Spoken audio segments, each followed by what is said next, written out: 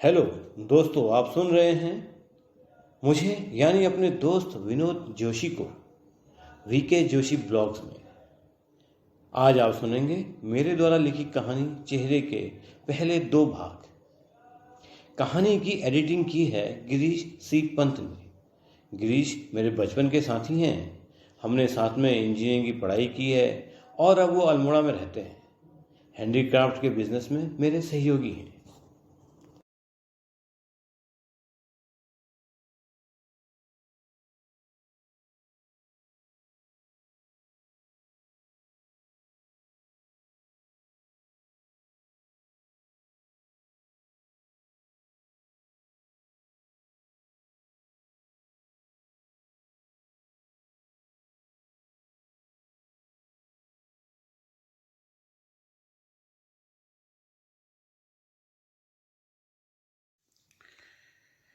चेहरे भी अजीब होते हैं।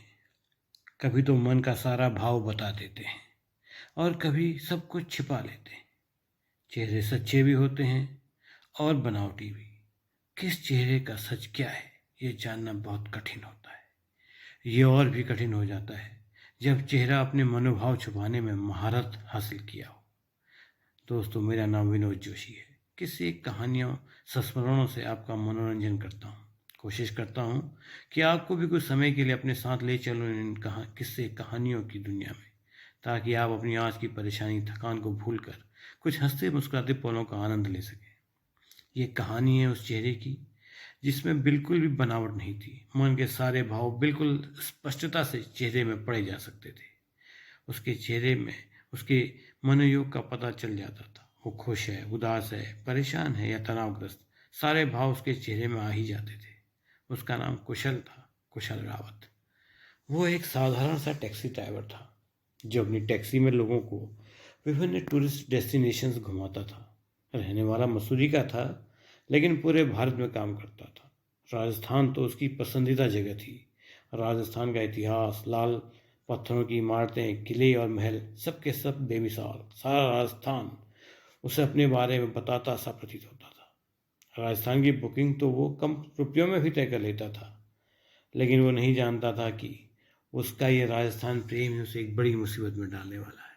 दोस्तों, आप सुन रहे हैं मेरे द्वारा लिखित कहानी चेहरे का पहला हिस्सा पार्ट 1, जिसमें आपने सुना एक टैक्सी ड्राइवर कुशल का, जो अपनी टैक्सी में पूरे भारत का भ्रमण करता है, लेकिन राजस्थान उसकी सबसे पसंदीदा जगह है।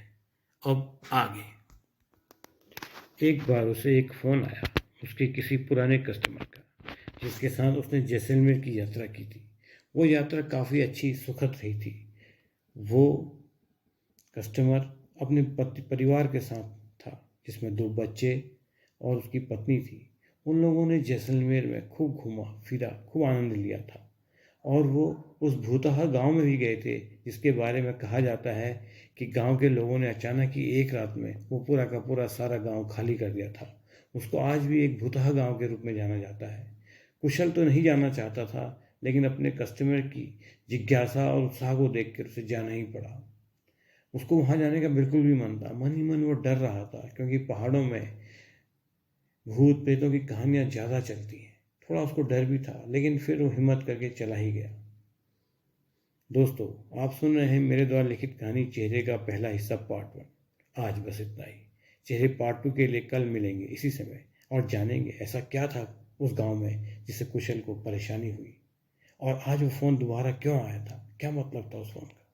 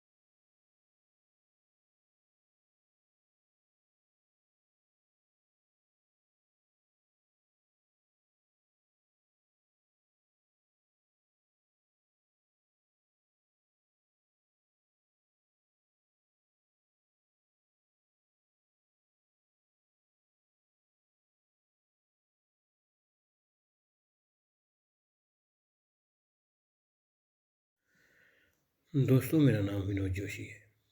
कल आप सुन रहे थे मेरे द्वारा लिखी कहानी चेहरे का पहला भाग, जिसमें आपने सुना कि कुशल एक मेहनती टैक्सी ड्राइवर है जो मसूरी में रहता है, लेकिन पर्यटकों की बुकिंग में पूरे भारतवर्ष का भ्रमण करता है।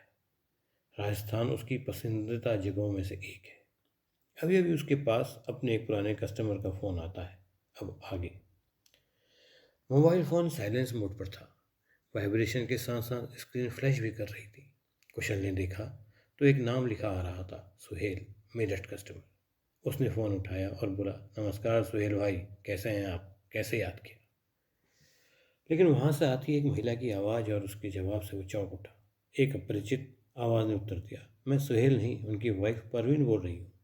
और सुहेल तो आपके साथ है।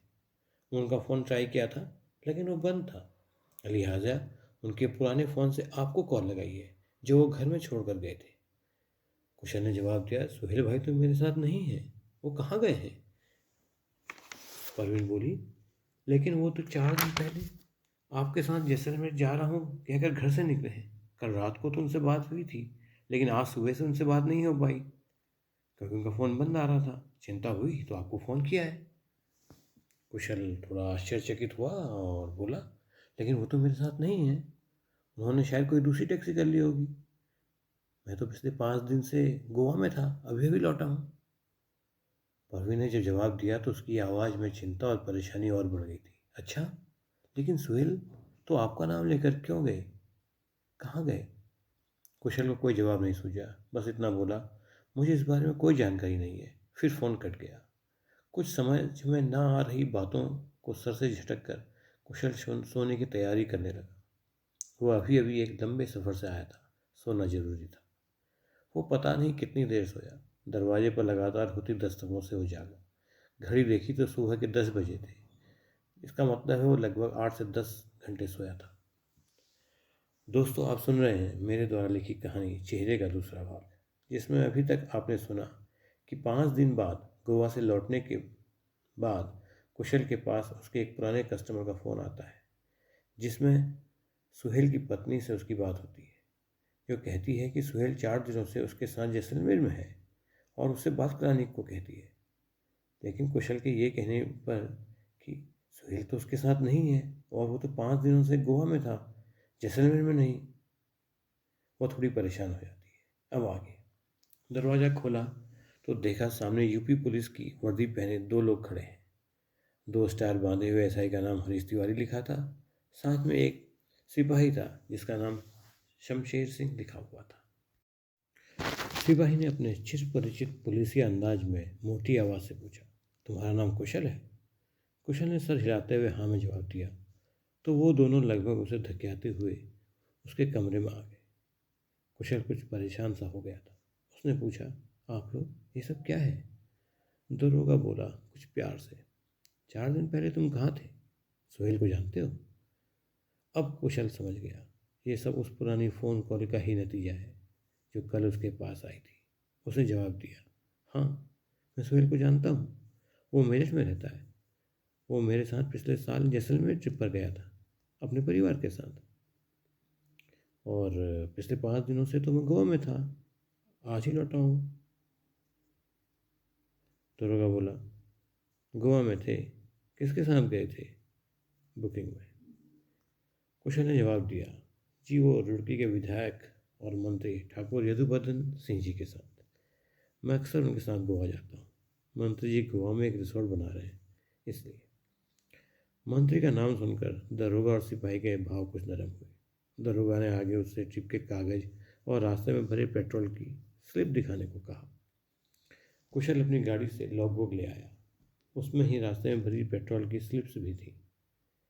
दरोगा तिवारी ने अपने मोबाइल से सबकी फ़ोटो खींच ली और नम्र आवाज़ में कुशल से बोला, इन स्लिप्स की फ़ोटो कॉपी करवा कर अपने पास रख लो, फिर इनकी स्याही उड़ जाएगी।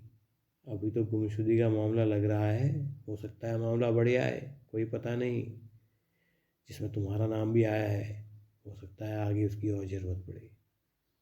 फिर उसने कुशल से मंत्री जी का या उनके पीए का नंबर मांगा। कुशल ने मंत्री जी का नंबर दे दिया और कहा, अगर वो चाहें तो वो मंत्री से उनकी बात करा सकता है। दरोगा ने नाम में सर हिलाया और फिर वो चले गए। कुशल कुछ परेशान सा अपने कमरे में वापस लौट गया। ये सब क्या हो रहा था? दोस्तों, ये था कहानी चेहरे का दूसरा भाग। ये क्या माजरा है? कुशल इसमें क्यों फंस रहा है? ये सब जानेंगे चेहरे पार्ट 3 में।